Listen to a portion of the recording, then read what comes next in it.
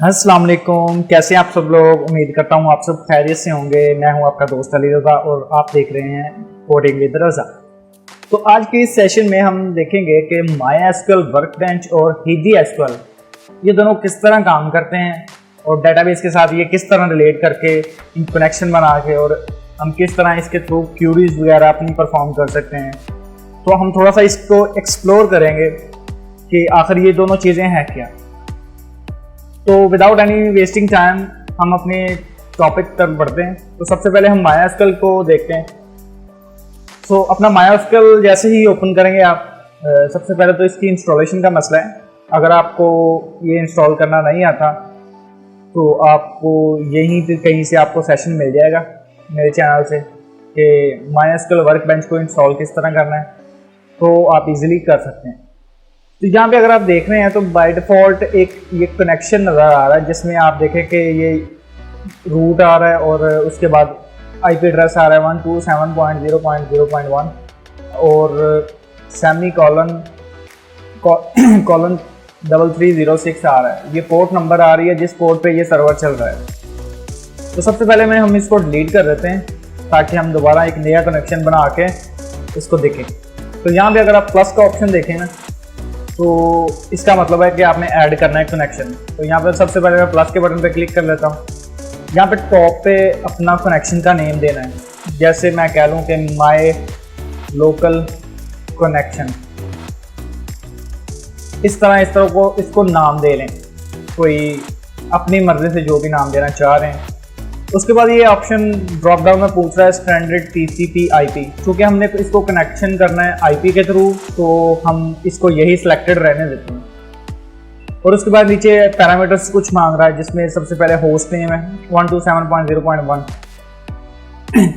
ये host name ये जो आप देख रहे हैं 127.0.0.1 ये बेसिकली होता है लोकल के लिए, यानी कि जिस सर्वर पे जिस PC पे आप कनेक्शन बनाना चाह रहे हैं ना, वो यही PC है। इसका ये मतलब होता है। अगर आप ये नहीं लिखना चाह रहे तो यहाँ पे अगर आप लोकल होस्ट लिख लें तो कोई इशू नहीं है।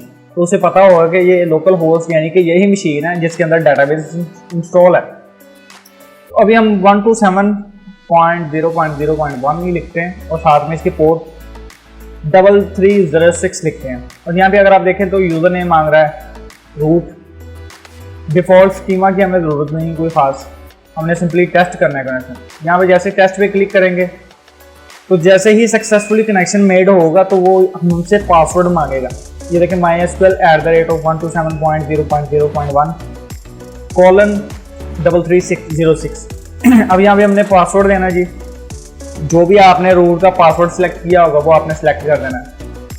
तो अगर मैं इसको सेव इन वॉलेट करता हूँ तो हर बार मुझे पासवर्ड देना नहीं पड़ेगा, वो बाय डिफॉल्ट जैसे हम क्लिक करेंगे तो वो ओपन हो जाएगा कनेक्शन। सो इसको ओके करते हैं। तो ये कहते हैं कनेक्शन वार्निंग ये इस वजह से दे रहा है क्योंकि हम वर्कबेंच को MySQL वर्कबेंच को सर्वर MariaDB से कनेक्ट कर रहे हैं।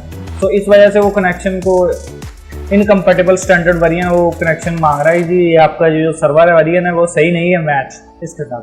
सो दैट इज वाई वो इस तरह मांग रहा है। तो यहाँ पे देखेंगे successfully connection made the MySQL connection information related to this connection. ये होस्ट नेम है और उसके बाद यहाँ पोर्ट है, ये यूजर है और ये SSL बेसिकली सिक्योर कनेक्शन होता है। जिस तरह वेबसाइट के स्टार्ट आपने देखा होगा कि वेबसाइट्स भी SSL कनेक्शन यूज करती हैं ताकि जो भी चीज़ हमने ट्रांसफ़र करनी है सर्वर को या सर्वर से खींचनी है तो एक सिक्योर कनेक्शन जिसमें वो कह लेंगे इनक्रिप्ट करके डाटा भेज रहा होता है। तो इस डाटे को हमने SSL के थ्रू इनक्रिप्ट करना होता है। तो यहाँ पे नॉट अनेबल्ड है तो हमें इसकी ज़रूरत नहीं है वैसे कि हम चूँकि हम लोकल पे ही काम कर रहे हैं तो इससे हमारा हैक होने का खदशा कोई है नहीं। सो ओके कर दें और यहाँ पे ओके कर दें। सो देखें यहाँ पे एक माय लोकल कनेक्शन के नाम से एक कनेक्शन बन गया। सो इसको मैं जैसे ही क्लिक करता हूँ तो यहाँ पे कुछ इस तरह का इंटरफेस ओपन हो जाएगा। ठीक है, सबसे पहले इस मेन इंटरफेस को देख लेते हैं। ये लेफ्ट साइड पे जो पैनल है ये बेसिकली हमारे जो स्कीमाज है डेटाबेसेस है वो यहाँ पे शो हो रहते हैं। जिस तरह ये शो हो रहा है POS और सिस जो है ना, वो जैसे ही आप कोई सर्वर इंस्टॉल करते हैं तो बाय डिफॉल्ट इसके अंदर डेटाबेस आता है सिस के नाम से, सिस्टम यानी कि। तो ये बाय डिफॉल्ट उसने डाटा ऐड किया हुआ है। आप ऐसे कह लें कि डमी डाटा कह लें या कुछ भी कह लें अपनी मर्जी से। तो ये जो पोज है जो मैंने खुद बनाया है डेटाबेस, तो हम इसको इग्नोर करते हैं इन दोनों को, तो हमें कोई मसला नहीं है। और यहाँ पे नीचे देखें ये टैब है इंफॉर्मेशन। ये क्या करता है, ये हमारी जो भी डेटाबेस है उसके अंदर टेबल्स हैं, उसके अंदर स्कीम प्रोसीजर वगैरह कुछ भी है, ये उसको डिटेल में यहाँ पे बता रहा होता है इसके अंदर कितने कॉलम हैं, कौन कौन सा कॉलम है और इसके अंदर क्या क्या चीज़ें हैं। ये हमारा जी सबसे पहले मेन पैनल है जिसमें क्या है जी, हमने क्यूरी रन करनी है। जो भी क्यूरी डेटाबेस से रिक्वायर्ड है वो हमने रन करनी है। और नीचे पैनल एक देख रहे हैं, ये पैनल आउटपुट है, यानी कि जो भी हमने क्यूरी की रन की उसके अगेंस्ट हमें क्या रिजल्ट मिला। यानी कि हमने कोई क्यूरी सेलेक्ट की और वो एरर आ गया उसमें, तो यहाँ पे वो मैसेज शो करेगा जी आपकी जो ये क्यूरी थी उसका फला फला एरर मैसेज है। अगर वो क्यूरी रन होगी सही तरीके से तो यहाँ पे शो करेगा जी आपको इतनी रोज़ रिटर्न की, आपको इतनी रोज़ अफेक्ट हुई, यानी कि जो भी कह लेंगे यहाँ पे आपको मैसेजेस आ रहे होते हैं। सो यहाँ पे ऊपर मेन्यू बार में देखें तो यहाँ पे न्यू क्यूरी टैब, यानी कि ये जो टैब है ये कोई और टैब बन जाएगी। अगर हम इस चीज़ को भी क्लिक करेंगे तो ये एक न्यू क्यूरी टैब बना देगा, जिस तरह की ये SQL फाइल क्यूरी 1। तो यहाँ पे आए new query tab, open model, open SQL script. ये जो SQL स्क्रिप्ट होती है, यानी कि जो भी आप SQL की एक फाइल बनी हुई है उसको ओपन करना चाहें तो यहाँ पे आप ओपन कर सकते हैं। यहाँ बाय डिफॉल्ट जैसे ही ये ओपन करने के लिए है कि आप इस एडिटर के अंदर वो पूरी की पूरी फाइल ओपन होगी, वो यहाँ पे एडिटेबल होगी, यानी कि आप उसको कस्टमाइज कर सकते हैं चेंज करने के लिए। लेकिन ये जो है रन SQL स्क्रिप्ट, इसका यह मतलब है कि वो फाइल लेगा तो उसको शो किए बगैर ही उसने रन कर देनी है, विदाउट आप देखेंगे कि कोई चीज़ काम करने के बजाय उसने ये डायरेक्ट रन कर देनी है। इसी तरह बहुत सारी ये ऊपर मेन्यू बार हैं जिसमें पैनल्स आ रहे हैं, प्रेफरेंसेस आ रही हैं। ये प्रेफरेंसेस है जो इसकी पूरी की पूरी सेटिंग्स है MySQL के अंदर। और उसके बाद व्यू क्यूरी, व्यू पैनल्स में सारे पैनल्स आ रहे हैं। जो पैनल आप हाइड करना चाह रहे हैं वो हाइड कर लें, जो दिखाना चाह रहे हैं वो दिखा लें। तो यहाँ पे बहुत सारी और चीज़ें हैं। यहाँ पे data export, import, server status, server किस तरह चल रहा है। जैसे ही सर्वर स्टेटस पे क्लिक करते हैं तो यहाँ पे वो बताएगा सर्वर रन कर रहा है नहीं। ये देखें रनिंग का ऑप्शन है, सर्वर स्टेटस रनिंग, तो वो CPU पे कितना लोड है, कनेक्शन कितने हैं, ट्रैफिक कितनी है, वो सारा कुछ यानी कि बता रहा होता है। और यहाँ पे ये डायरेक्टरीज हो रही होती हैं, हमारी बेस डायरेक्टरी कौन सी है, डाटा की डायरेक्टरी कौन सी है, और बहुत कुछ यानी कि बता रहा होता है। तो यहाँ से हम डाटा, हमारा जो डाटा है वो एक्सपोर्ट और इंपोर्ट कर सकते हैं।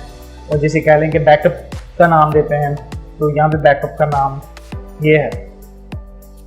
तो ये शॉर्ट सा ट्यूटोरियल था जिसमें ये थोड़ी सी डिटेल में बताना था कि ये क्यूरी टैब है जहाँ पे हमारा सारा काम होगा। तो ये चीज़ें मेन है जो सीखने के लिए। सेम इसी तरह ही DSQL को अगर हम देखें तो ये DSQL को रन कर लेते हैं। वो कुछ जैसे ही आप रन करेंगे वो इस तरह का पैनल शो करेगा जिसमें ये देखें कनेक्शन बना हुआ है। सो इस कनेक्शन वैसे ही ऑलमोस्ट हर चीज़ें हैं, थोड़ा सा डिफरेंस होगा। यहाँ पे ये सेम चीज़ है, यहाँ पे मैंने ये MySQL सेलेक्ट किया और यहाँ पे 127.0.1 तो ये चीज़ पोर्ट हमने ये सिलेक्ट की, ये वाली, और ओपन कर लेते हैं। तो जैसे ही ओपन होगा, कनेक्शन सही मेड होगा, तो यहाँ पे सेटिंग्स के लिए पूछेगा कि जो आपने सेटिंग्स की है आप इसको सेव करना चाह रहे हैं ताकि वो रन टाइम पे हमें हर बार मांगे ना पासवर्ड वगैरह। तो यस सेव कर लें। तो जैसे ही सेव करेंगे वो यहाँ पे चीज़ें बता रहा होगा। ये देखें जिस तरह ये information schema, MySQL performance and sys, हमने वहाँ पे देखा था यहाँ पे पोज और सिस बता रहा था यहाँ पे MySQL के अंदर। ये देखें पोज और सिस, लेकिन यहाँ पे पोज, सिस, परफॉर्मेंस स्कीमा, MySQL और इन्फॉर्मेशन स्कीमा ये सारे बता रहा है क्योंकि ये सारी चीज़ें बाय डिफॉल्ट इसके अंदर मौजूद होती हैं। लेकिन यहाँ पे वो सिंपली ये दो जो मेन चीज़ें हैं वो बता रहा है। क्योंकि MariaDB जो है ना, ये DSQL MariaDB के बिल्कुल रिलेट करती है, यानी कि ये कंपेटिबल एप्लीकेशन है। MySQL जो कंपेटिबल नहीं है, तो इस वजह से ये सारी चीज़ें हमें परफॉर्म करने के बता रहे हैं। तो यहाँ पे अगर आप देखें तो फाइल में session connect manager, connect to database, new query tab, load SQL file, run SQL file, export setting file, import setting file, यहाँ भी यानी कि जो मेन चीज़ें हैं। तो सबसे पहले अगर आप सिलेक्ट करते हैं, मैं सिलेक्ट करता हूँ जी पोज, उसके अंदर जी क्यूरी टैब, ये क्यूरी टैब आ रहा होता है यहाँ पे, इसे क्यूरी टैब बोलते हैं। यहाँ पे हमारा जो सारा डाटा है वो हमारा शो करेगा जो हमें चाहिए। यहाँ पे डाटाबेस पोज बता रहा है और होस्ट नेम का भी बता रहा है। यहाँ पे ये देखें, ये चीज़ें बता रहा होता है कि इसमें कितने एमबी की चीज़ें हैं, सारी चीज़ें बता रहा होता है।